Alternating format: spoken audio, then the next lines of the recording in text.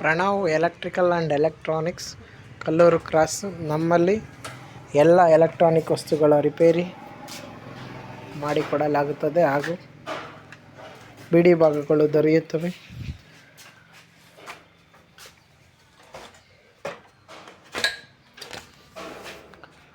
ಇವತ್ತು 43 inches ಮಿಟಾಶಿ LED TV repair ಮಾಡ್ತಾ ಇದ್ದೀವಿ ನಾವು. ನೋಡಿ, ಇದು ಬ್ಯಾಕ್ಲೈಟು ಬರ್ನ್ ಆಗಿದೆ.